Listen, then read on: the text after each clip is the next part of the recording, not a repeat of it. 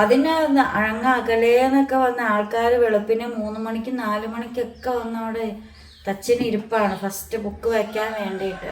നമ്മളിവിടെ നിന്നൊരു കയ്യിലൊന്നും കിട്ടില്ലെങ്കിൽ കാലിക്കടെ ഒക്കെ കയറ്റും. പിന്നെ പ്രകടിപ്പിക്കാനായിട്ട് പണ്ട് മുതലേ അങ്ങനെ സ്നേഹം പ്രകടിപ്പിക്കുന്ന ഒരു ക്യാരക്ടറൊന്നുമല്ല.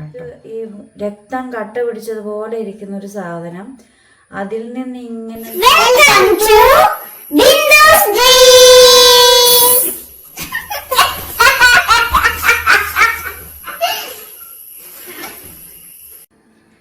Hi hello good morning. Bindu സ്ട്രീംസിലേക്ക് എല്ലാ കൂട്ടുകാർക്കും സ്വാഗതം. ഞാനൊരു കട്ടനൊക്കെ കുടിച്ചിങ്ങനെ നിൽക്കുവാണ് കേട്ടോ. വാലുവേഷൻ തീർന്നിട്ടില്ല. ഇന്നലെ വരെ പേപ്പർ നോക്കുമായിരുന്നു. ഇന്നാണെങ്കിൽ ചീഫ് വാല്യൂ ഇന്ന് തുടങ്ങും.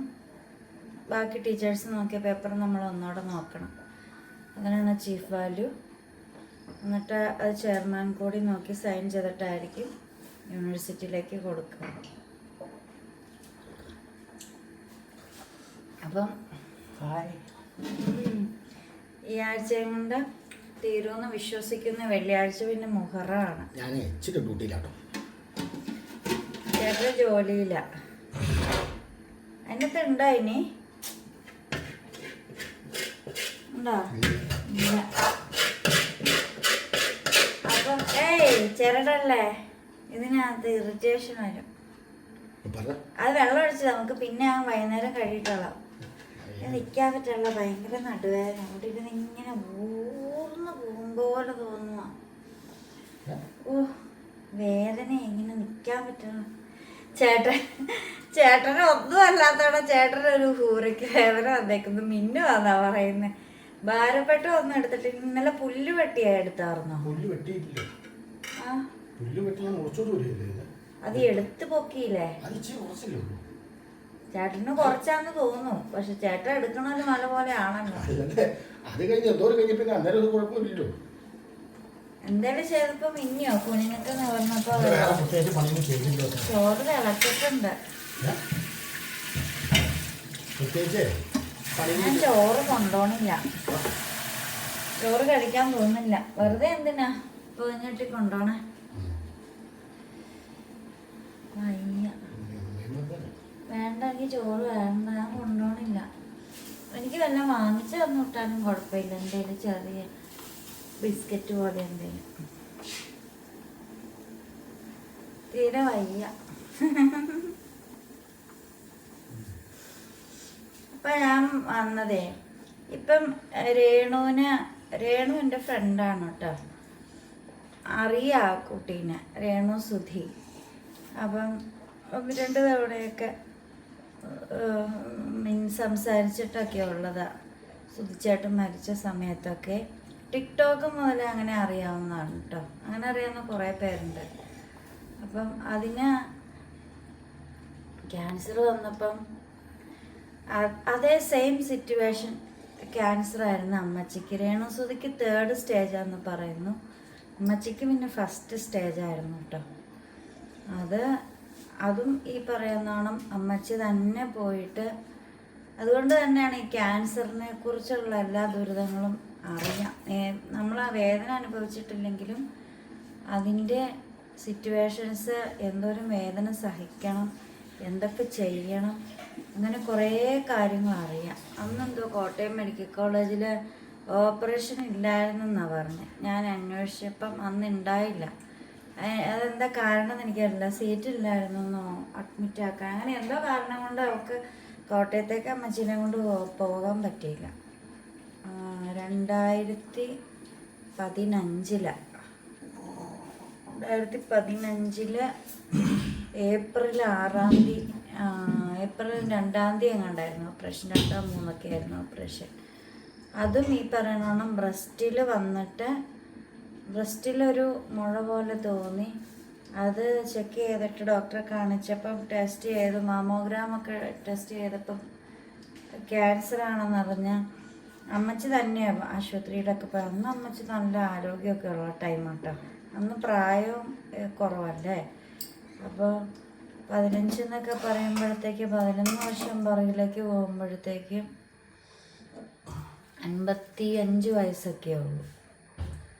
56 വയസ്സ് 56 വയസ്സൊക്കെ വരുള്ളൂ. അപ്പോൾ ഏജ് കുറവല്ലേ. അപ്പം അമ്മച്ചി തന്നെ മുതലക്കുട ഹോളി ഫാമിലി പോയി ഡോക്ടർ ഒരു ശുചിത്വം അങ്ങനെ എന്തോ ആയിരുന്നു ഡോക്ടറുടെ പേര് ഞാൻ പറഞ്ഞു.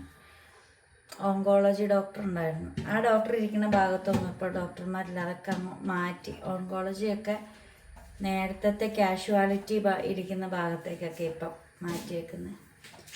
അവിടെ പോയി അറിഞ്ഞ് വന്ന അന്ന് ജോജോ ചേട്ടൻ മരിച്ച സമയമൊക്കെ നമ്മുടെ കയ്യിൽ കാശൊന്നുമില്ല, എനിക്ക് ജോലിയൊന്നുമില്ല, ഒരു പൈസ ഇല്ലാതൊക്കെ ഇരിക്കുന്ന സമയത്താണ്. അപ്പം അമ്മച്ചിയുടെ ആർക്ക് വന്നു പറഞ്ഞു, കാശൊന്നുമില്ല, ഞാൻ മരിച്ചു പോവാണെങ്കിൽ പൊക്കോട്ടെ, ഇനി ചികിത്സിക്കാനൊന്നും പോകണ്ടെന്ന് പറഞ്ഞു. അന്നേരമാണ് സ്വർണം ഉണ്ടായിരുന്നു ഒക്കെ. അന്ന് സ്വർണം എനിക്ക് തന്ന സ്വർണമൊക്കെ ഉണ്ടായിരുന്നു. അതിലൊരു മാലയും ഒരു മാല ജോജോ ചേട്ടൻ പണയം വെച്ചേക്കുമായിരുന്നു. അത് കിട്ടിയില്ല കേട്ടോ, അത് പോയി. ഞാൻ എടുക്കാൻ ചെന്നപ്പം അവർ പറഞ്ഞു എന്തോ ജാമ്യം നിൽക്കുന്ന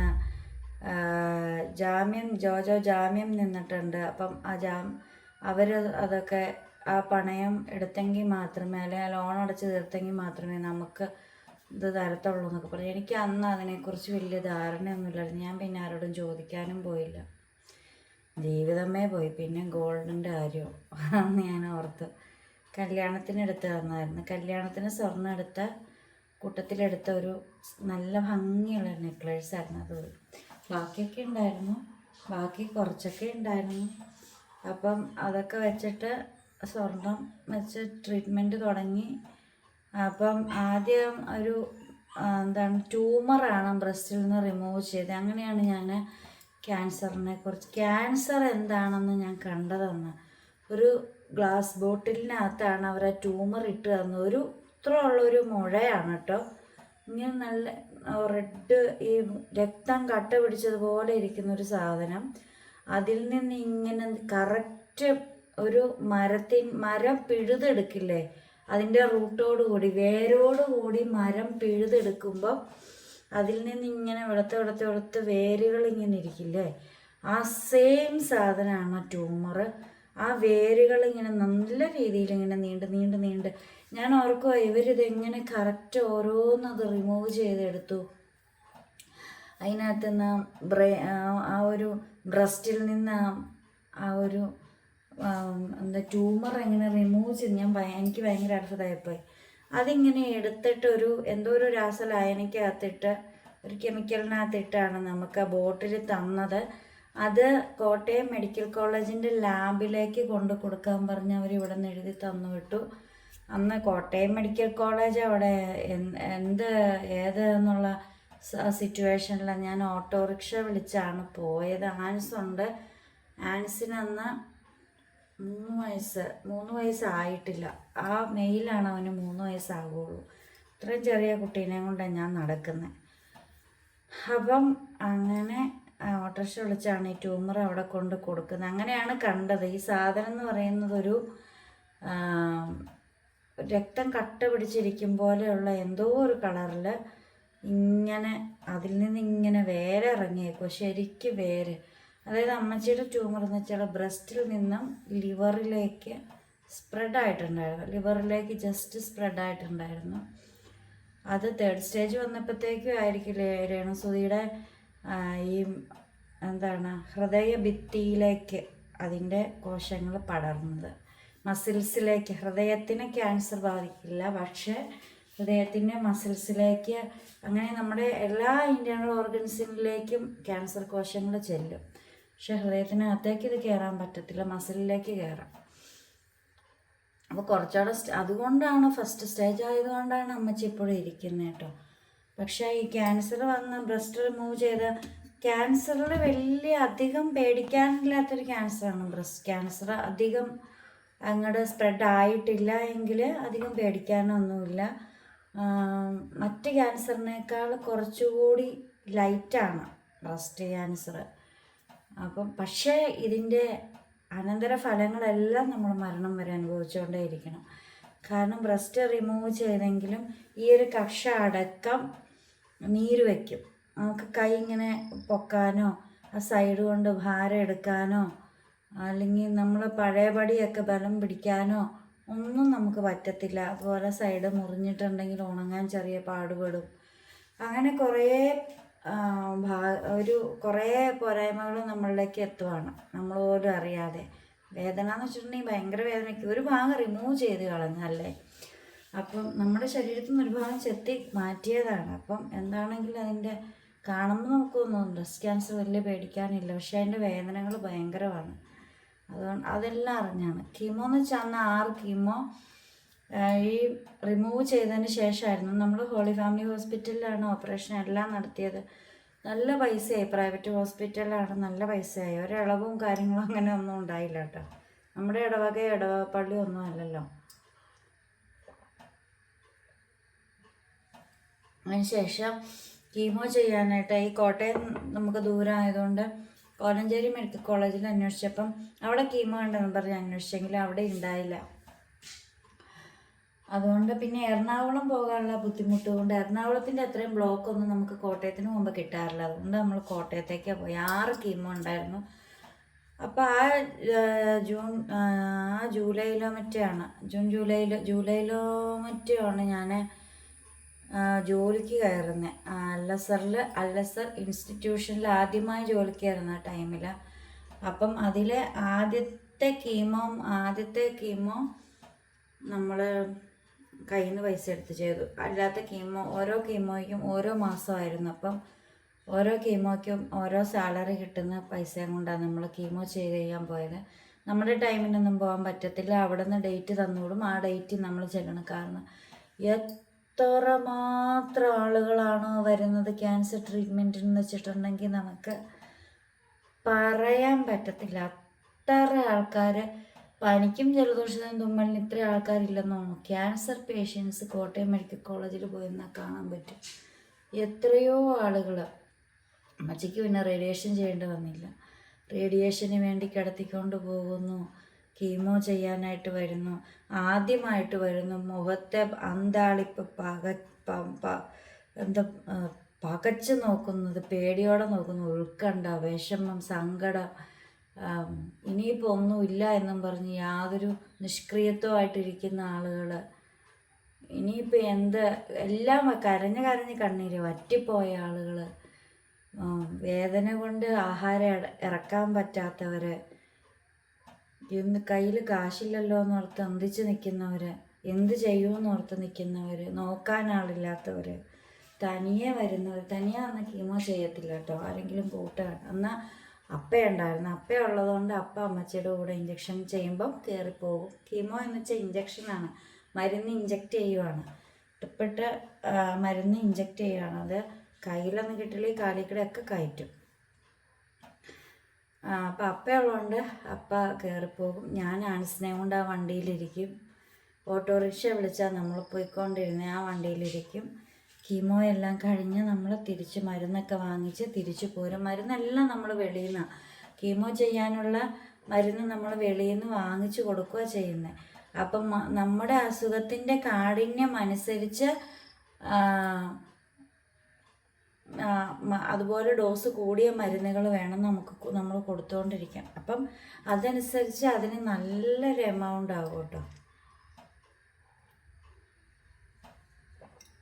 നല്ലൊരു എമൗണ്ട് ആകും. അപ്പം അന്ന് അതൊക്കെ എങ്ങനെ കഴിഞ്ഞു പോയി എന്ന് പറ്റി ചോദിച്ചാൽ എനിക്ക് അറിഞ്ഞൂടാ. എനിക്ക് ആരുമില്ലായിരുന്നു. അപ്പം ഇതുപോലെയുള്ള കാര്യങ്ങളെല്ലാം തരണം ചെയ്ത് വന്നപ്പം പിന്നെ ഇനി വരുന്നതൊക്കെ എനിക്ക് ചെറുതാണെന്ന് വിചാരിക്കുന്ന ആളാണ് ഞാൻ. അതുകൊണ്ടായിരിക്കാം എനിക്കിത്ര ധൈര്യം കിട്ടിയത്. അപ്പം ഹസ്ബൻഡ് മരിച്ചതിൻ്റെ പിന്നാലെ അങ്ങനെ കുറേ ഷോക്ക് കിട്ടി. അവരുടെ വീട്ടുകാരുടെ ഭാഗത്തുനിന്നും ഷോക്ക് കിട്ടി. അപ്പം ഞാൻ പറയും, ഒരു പെൺകുട്ടിയെ നമ്മൾ ലവ് മാരേജ് ആണെങ്കിൽ നമുക്കൊന്നും പറയാനില്ല. അറേഞ്ച്ഡ് മാരേജ് ആണെങ്കിൽ, എൻ്റെ അറേഞ്ച്ഡ് മാരേജ് ആയിരുന്നു. അറേഞ്ച്ഡ് മാരേജ് ആണെങ്കിൽ ആ വീട്ടുകാർക്ക് എല്ലാം ഇഷ്ടം ഉണ്ടെങ്കിൽ മാത്രമല്ല, ചെറുക്കൻ്റെ മാത്രം ഇഷ്ടത്തിന് കല്യാണം കഴിച്ചുകൊണ്ട് പോകാതിരിക്കുക. വീട്ടുകാർക്കൊക്കെ ഇഷ്ടമാണോന്ന് നേരിട്ട് ചോദിച്ചേക്കുക. പ്രത്യേകിച്ചും ചെറുക്കൻ്റെ പെങ്ങൾക്കും ചെറുക്കൻ്റെ അമ്മയ്ക്കും ഒക്കെ പെങ്ങൾക്ക് പെങ്ങളെ ആങ്ങളെ കല്യാണം കഴിക്കരുത് എന്നുള്ള ഉദ്ദേശത്തോടെ നടക്കുന്നവരാണെങ്കിൽ അങ്ങനെയുള്ള ഒരു വീട്ടിലേക്ക് പെൺമക്കളെ കെട്ടിച്ച് വിടാതിരിക്കും. ദുരിതം എന്ന് വെച്ചാൽ ദുരിതമായിരിക്കും. ആങ്ങളെ ചത്താലും വേണ്ടില്ല നാത്തുവിൻ്റെ കണ്ണീര് കാണണം എന്നുള്ളൊരു സ്റ്റേജിലേക്ക് വരും. എനിക്ക് പറ്റിയത് അതൊക്കെ തന്നെ. അതുപോലെ കുറേ ഷോക്കും കിട്ടി. അതിനുശേഷം ഇങ്ങനെ കുറേ ഷോക്ക് കിട്ടി. ആത്മഹത്യ ചെയ്യേണ്ടതാണെങ്കിൽ ഒരു 500 തവണ ആത്മഹത്യ ചെയ്യേണ്ടുന്ന ടൈമൊക്കെ ഇതിനിടയ്ക്ക് കടന്നുപോയി. അപ്പോഴും ഞാൻ വിചാരിക്കണത് ഇതൊക്കെ വന്നു. ഇന്നിപ്പോൾ രാത്രി ഇരുണ്ടു, നാളെ വെളുക്കും, നാളെ ഇതുപോലെ വെളുക്കും. അങ്ങനെ വെളുത്ത് ഒരു ദിവസം നമ്മുടെ ജീവിതം നല്ലതാകുമായിരിക്കും എന്നുള്ളൊരു പ്രതീക്ഷയുണ്ടായിരുന്നു.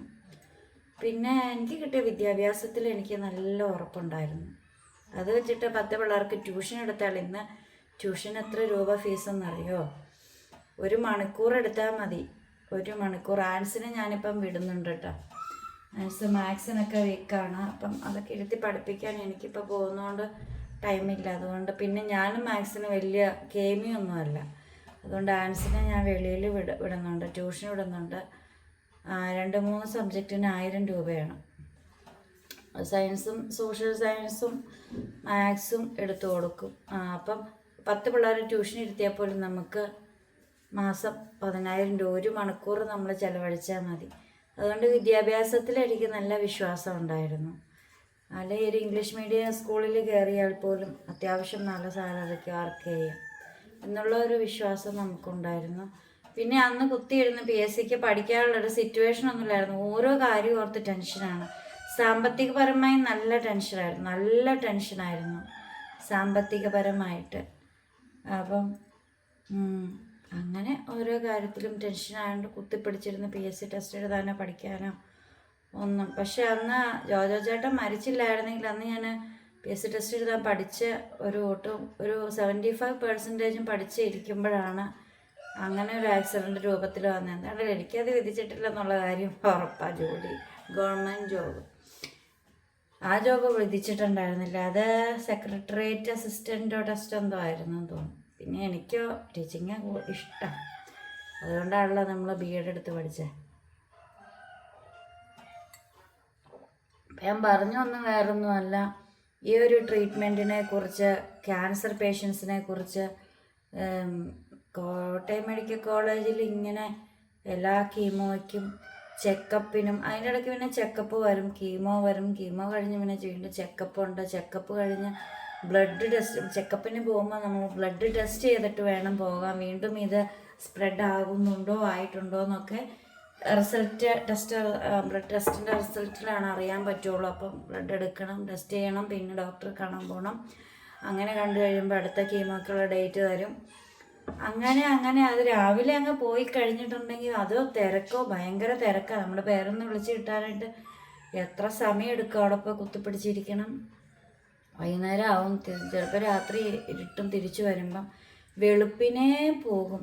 ഒരു ബുക്കാണ് അവരന്ന് തന്നോണ്ടിരുന്നത്. ഇന്നങ്ങനെയല്ല, ഒരു ബുക്ക് വരും. ആ ബുക്ക് നമ്മുടെ ഡീറ്റെയിൽസ് ഉള്ള ബുക്കാണ്, ചീട്ടെടുക്കുക എന്നുള്ളതിൻ്റെ.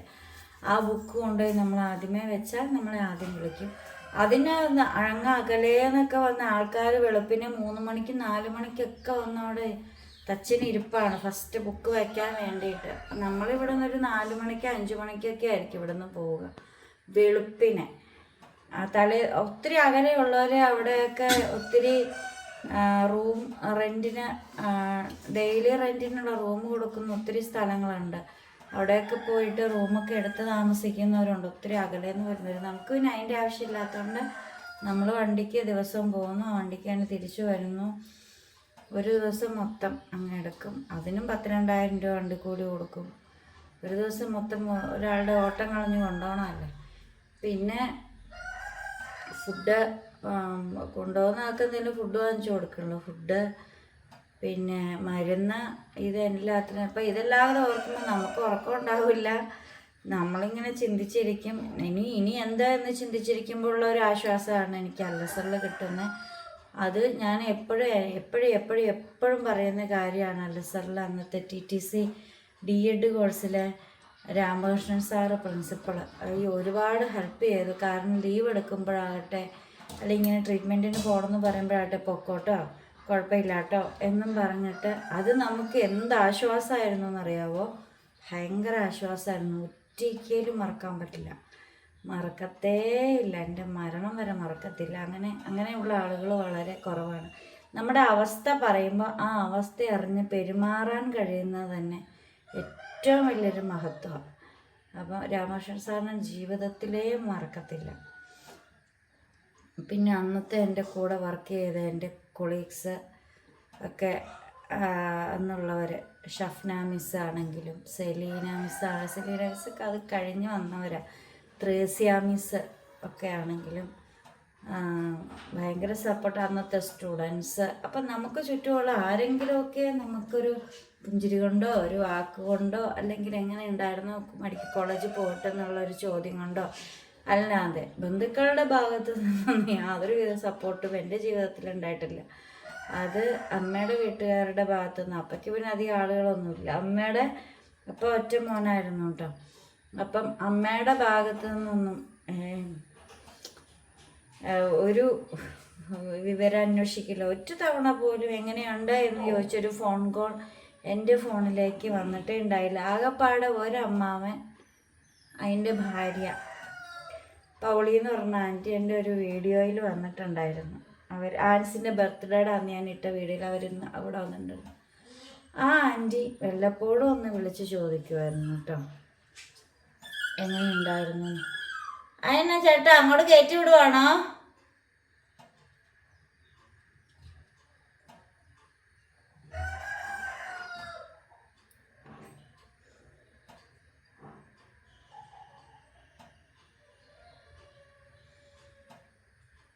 അപ്പം പട്ടിക്കുഞ്ഞുങ്ങളെ ചേട്ടൻ നെറ്റിനകത്തേക്ക് കയറ്റി വിട്ടിട്ടുണ്ട്. കോഴിയൊക്കെ നോക്കി അവന്മാരെ അതിൽ നടന്നോളൂ. കോഴി പിടിക്കണ്ടെന്ന് മാത്രം നോക്കിയാൽ മതി.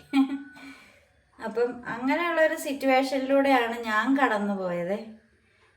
അപ്പം അന്ന് അന്വേഷിക്കാനോ ചോദിക്കാനോ വിശേഷം പറയാനോ, അപ്പം രോഗികൾക്ക് ആശ്വാസമാവുക, അവർക്ക് സാമ്പത്തികമായ സഹായം കൊടുത്തില്ലെങ്കിലും ആരെങ്കിലും ഒരാൾ നമുക്ക് സുഖമാണോ, അല്ലെങ്കിൽ ഇനി എന്നാണ് ട്രീറ്റ്മെൻറ്റ് എന്ന് ചോദിക്കാൻ, അല്ലെങ്കിൽ ഇനി എത്ര കീമോയുണ്ട്, അങ്ങനെയൊക്കെ ജസ്റ്റ് ഒന്ന് ചോദിച്ചാൽ മതി. നമുക്കതൊരു ഭയങ്കര സന്തോഷമാകും അല്ലേ. അപ്പം അങ്ങനെ ആരുമില്ലാത്തൊരവസ്ഥയിൽ കൂടി കടന്നു പോയവരാണ് ഞങ്ങളെല്ലാവരും. പിന്നെ അങ്ങനെ കുറേ സിറ്റുവേഷൻസ് തരണം ചെയ്ത് വന്നതുകൊണ്ട് ഇനി വരുന്നതോ ഇനി പറയുന്നതോ ഇനി കേൾക്കുന്നതോ ഒന്നും ഒരു ഭാഗത്തും ടച്ച് ചെയ്ത് പോകത്തില്ല. ഇനി വരുന്നതോ ഇനി എന്തെങ്കിലുമൊക്കെ ഇതുപോലെയുള്ള എന്തെങ്കിലും വന്നാൽ അത് ബോണസ് മാത്രമാണ്, അല്ലാതെ ബാക്കിയെല്ലാം നമ്മൾ അനുഭവിച്ച് തീർത്തത്. അപ്പം ഞാൻ പറഞ്ഞു വന്നത് ഈ ദേഷ്യത്തിൻ്റെ കാരണമാണ്. അമ്മച്ചി എന്തുകൊണ്ട് ഇങ്ങനെ പെട്ടെന്ന് ദേഷ്യത്തോടെ ഒന്നാമത് അമ്മച്ചിയുടെ സിറ്റുവേഷൻസ്. അമ്മച്ചി ചെറുപ്പകാലം മുതൽ കല്യാണം കഴിപ്പിച്ച് വിട്ടപ്പം മുതൽ അങ്ങനെ പപ്പ നന്നായിട്ട് മദ്യപിക്കുമായിരുന്നു. ആ ഒരു സിറ്റുവേഷനിലൂടെയാണ് ഇത്രയും വർഷം ആ ഒരു ട്രോമയിൽ കൂടി കടന്നു വന്നതാണ്. ഒരു മെസ്സേജ് വന്ന് ഒരു ട്രോമയിൽ കൂടി കടന്നു വന്നതാണ്. അപ്പം അന്നേ മനസ്സങ്ങ് കല്ലാക്കി പോയി. പിന്നെ വന്നതെല്ലാം ഈ ട്രോമ, മെൻ്റൽ ട്രോമ തന്നെയാണ്. അപ്പോൾ എന്ത് പറഞ്ഞാലും ഒരു തർക്കുത്തരം പറയുന്നൊരു മൈൻഡിലേക്ക് അങ്ങ് വന്നതാകാം, ക്യാരക്ടർ അങ്ങനെ ആയി മാറിയതാകാം. പിന്നെ ഈ ഭയങ്കര വേദനയിലിരിക്കുകയായിരിക്കും. ഭയങ്കര വേദനയാണ്. ഈ നീരൊക്കെ ഉണ്ടല്ലോ, അപ്പോൾ കക്ഷത്തിനൊക്കെ നീരും കാര്യങ്ങളുണ്ട്. അപ്പോൾ ഈ കക്ഷത്തിൻ്റെ ഈ ബ്രസ്റ്റ് റിമൂവ് ചെയ്തതിൻ്റെ നീരും കാര്യങ്ങളൊക്കെ വരുമ്പം പുറം വേദന, നടുവേദന, അതിങ്ങനെ ആ വേദന ഇങ്ങനെ സ്പ്രെഡായിക്കൊണ്ടിരിക്കും. പിന്നെ ഈ ഗുളികകൾ കഴിച്ച് ഒരു ഗുളിക ഏക്കാത്തൊരു ശരീരം പോലെ ആയിട്ടുണ്ട്. ഇപ്പം 10-11 വർഷം ആയിട്ട് ഗുളികകൾ ഇങ്ങനെ കയറി ഓവറായിട്ട് ഗുളിക ചെന്ന് കഴിയുമ്പോൾ പിന്നെ അതൊന്നും ഏക്കാതെ വരും. എത്ര പെയിൻ കില്ലർ കഴിച്ചാലും അത് ഏക്കാതെ വരും. അപ്പം അതുകൊണ്ടൊക്കെയാണ് എന്തെങ്കിലുമൊക്കെ വേദനയൊക്കെ എടുത്തിരിക്കുമ്പോൾ നമ്മളെന്തെങ്കിലും ചോദിക്കുമ്പോഴത്തേക്കും നമ്മളോട് ദേഷ്യപ്പെടുന്നത്, അല്ലാതെ അത് സ്നേഹക്കുറവ് കൊണ്ടൊന്നും അല്ല. പിന്നെ പ്രകടിപ്പിക്കാനായിട്ട് പണ്ട് മുതലേ അങ്ങനെ സ്നേഹം പ്രകടിപ്പിക്കുന്ന ഒരു ക്യാരക്ടറൊന്നുമല്ല കേട്ടോ. അങ്ങനെ പ്രകടിപ്പിച്ചൊന്നും ഞാൻ അങ്ങനെ വേറെ കുഞ്ഞു പിള്ളേരൊക്കെ ഉണ്ടായാലും അങ്ങനെ കൊഞ്ചിച്ച് ലാളിച്ച് അങ്ങനെയുള്ള ഒരു ഇതിലൊന്നും ഞാൻ കണ്ടിട്ടൊന്നുമില്ല. എന്നാൽ അപ്പം നേരെ തിരിച്ചായിരുന്നേ. അപ്പോൾ ഭയങ്കര സോഫ്റ്റായിരുന്നു. മദ്യപാനിയൊക്കെ ആയിരുന്നെങ്കിലും അല്ലാത്ത സമയങ്ങളിലൊക്കെ ആണെങ്കിൽ കള്ള് കുടിച്ചാലുണ്ടാകുന്ന സാമ്പത്തിക നഷ്ടം എന്നതിനേക്കാൾ ഉപരി വലിയ ദോഷങ്ങളൊന്നും ഉണ്ടായിട്ടൊന്നുമില്ല. മദ്യപിച്ച് റോഡിൽ കിടക്കണ ക്യാരക്ടറൊന്നും അല്ലായിരുന്നു കേട്ടോ. മദ്യപിക്കും, കയ്യിൽ കാശുണ്ടാവില്ല, അതുകൊണ്ട് തന്നെ സാമ്പത്തികപരമായിട്ടൊന്നും ഉണ്ടാക്കാൻ പറ്റിയില്ല എന്ന് മാത്രമേ ഉണ്ടായിട്ടുള്ളൂ. അപ്പം പക്ഷേ ആള് സോഫ്റ്റായിരുന്നു, നല്ല സ്നേഹമായിരുന്നു, കൊഞ്ചിക്കാനൊക്കെ നല്ല ഇതായിരുന്നു. ഇവർ രണ്ട് ടൈപ്പ് ക്യാരക്ടറായിരുന്നു കേട്ടോ. പിന്നെ അപ്പയുടെ കയ്യിൽ എന്തെങ്കിലും ഉണ്ടെങ്കിൽ ഇച്ചിരി സാധനങ്ങൾ കുറച്ചൊന്നും വാങ്ങത്തില്ല, കുറേ വാങ്ങും. ഞാനും അങ്ങനെയുള്ളൊരു ടൈപ്പ്. അപ്പം നമ്മൾ എൻ്റെ ചേട്ടായി ആണെങ്കിൽ പോയിട്ട് 1/4 കിലോ തക്കാളിക്ക, 1/4 കിലോ ഉണക്കമീൻ അങ്ങനെയൊക്കെ വാങ്ങും. പക്ഷേ എനിക്ക് അങ്ങനെ വാങ്ങാൻ മടിയാണ്. ഞാൻ പോയിട്ട് 2 കിലോ തക്കാളിക്ക, 4 കിലോ പയർ അങ്ങനെ സദ്യക്ക് വാങ്ങും പോലെ വാങ്ങത്തുള്ളൂ. അങ്ങനെ അപ്പയുടെ ടൈപ്പ് മോഡലാണ് ഞാനും. അപ്പം അങ്ങനെയാണ്. അപ്പം അമ്മച്ചി അപ്പൻ രണ്ട് തരത്തിലുള്ള ആളുകളാണ്. ഇങ്ങനെ പോയോ അതൊക്കെ അറിയാം. പക്ഷെ ഭയങ്കര ഇഷ്ടമായിരുന്നു രണ്ടുപേരും കേട്ടോ. ഒരാളെ കണ്ടില്ലേ ഒരാളിങ്ങനെ പരക്കം മഞ്ഞ് നടക്കും. എസ്പെഷ്യലി അമ്മേനെ കണ്ടില്ലെങ്കിൽ അപ്പ ഓടി നടക്കുമായിരുന്നു. അങ്ങനെയാണ് അതാണ് നമ്മുടെ വീഡിയോസിലൊക്കെ കാണുന്നത്. അപ്പം അതുകൊണ്ട് തന്നെ രേണുസുധിയുടെ ഇപ്പോഴത്തെ അവസ്ഥ എനിക്ക് നന്നായിട്ട് മനസ്സിലാക്കാൻ പറ്റും. ആ കുട്ടി എന്നെ വിളിച്ചാൽ സുധിച്ചേട്ടൻ മരിച്ചു കഴിഞ്ഞിട്ട് വിളിച്ചതാണ്. അപ്പം ഞാനും ഇതുപോലെ ഹസ്ബൻഡൊക്കെ മരിച്ചു. അപ്പം എൻ്റെ വീഡിയോസൊക്കെ അവൾ കാണാറുണ്ട്. അപ്പോൾ ആ ടൈമിൽ വിളിച്ച് കരഞ്ഞിട്ടൊക്കെ ഉണ്ട്. അതുകൊണ്ട് തന്നെ ഞാൻ അവളെ ഒരു തരത്തിലും കുറ്റപ്പെടാം. അവളുടെ മാനസികാവസ്ഥ എന്താണെന്ന് എനിക്ക് നന്നായിട്ടറിയാം. എൻ്റെ സിറ്റുവേഷനിലൂടെ ആ പെൺകുട്ടി കടന്നു പോയത്, ഞാൻ അതേ സിറ്റുവേഷനിലൂടെ കടന്നു പോയത്. പിന്നെ അവൾക്ക് ആക്ടിങ് ഇഷ്ടമായതുകൊണ്ട് അവൾ ആ മേഖലയിൽ എത്രയൊക്കെ ചീത്ത കേട്ടാലും എങ്ങനെയെങ്കിലുമൊക്കെയോ പിടിച്ചു നിന്നു. ഞാൻ എൻ്റെ വിദ്യാഭ്യാസം വെച്ച് ഞാൻ ടീച്ചിങ്ങിലേക്ക് പോയി, അത്രയേ ഉള്ളൂ വ്യത്യാസം. പക്ഷേ ആ കുട്ടിയുടെ മാനസികാവസ്ഥയും ഹസ്ബൻഡ് മരിച്ചു കഴിഞ്ഞപ്പോൾ ഉള്ള സിറ്റുവേഷനൊക്കെ എനിക്ക് നന്നായിട്ട് അറിയാം. അതുകൊണ്ട് ഞാൻ ആ കുട്ടീനെ ഒരു കാരണവശാലും കുറ്റപ്പെടുത്താൻ പോയിട്ടുമില്ല. അപ്പം ആ ടൈമിൽ പമ്പച്ച വിളിച്ച് ഒത്തിരി കരഞ്ഞിട്ടൊക്കെ ഉണ്ട് കേട്ടോ. ഇൻസ്റ്റയിലൊക്കെ ഞാൻ ആ പെൺകുട്ടീനെ ഫോളോ ചെയ്യുന്നുണ്ടായിരുന്നു. അപ്പം ഇൻസ്റ്റ വഴി നമ്പറൊക്കെ കൊടുത്ത് ആ ടൈമിൽ വിളിച്ചപ്പം അവളുടെ അസുഖവും മാറട്ടെ, ബ്രസ്റ്റ് ക്യാൻസർ ആയതുകൊണ്ട് നേരിയൊരാശ്വാസമുണ്ട്, മാറും എന്നുള്ളൊരു പ്രതീക്ഷ. ആ ഒരു കുഞ്ഞു കൊച്ചിന് അമ്മയില്ലാണ്ടായി പോവില്ലേ. ആരൊക്കെ ഉണ്ടെന്ന് പറഞ്ഞാൽ അപ്പനോ അമ്മയോ ആരെങ്കിലും നമ്മുടെ കൂടെ ഉണ്ടെങ്കിൽ അതൊരു ആശ്വാസമാണ്. അപ്പം അത്രയൊക്കെ ഉള്ളത് പറയാനാണ് വന്നത്. എന്തുകൊണ്ട് ക്യാൻസർ പേഷ്യൻസിൻ്റെ മാനസികാവസ്ഥ ഏത് നിമിഷം വേണേലും മാറാം, ദേഷ്യം വരാം, നോർമലാകാം, പെയിൻഫുള്ളാകാം. അപ്പം അതുകൊണ്ട് അത് വെച്ചിട്ട് ആരും വിലയിരുത്താതിരിക്കുക കേട്ടോ. അപ്പം ഇത്രയേ ഉള്ളൂ. ഇനിയിപ്പം അടുക്കള വീഡിയോ, കിച്ചൺ വീഡിയോ ഒക്കെ ആയിട്ട് ഞാൻ വരുന്നതായിരിക്കും. എന്നും ഇങ്ങനെ സംസാരിച്ചിരുന്നാൽ എല്ലാവർക്കും ബോറടിക്കും. അപ്പം ബൈ.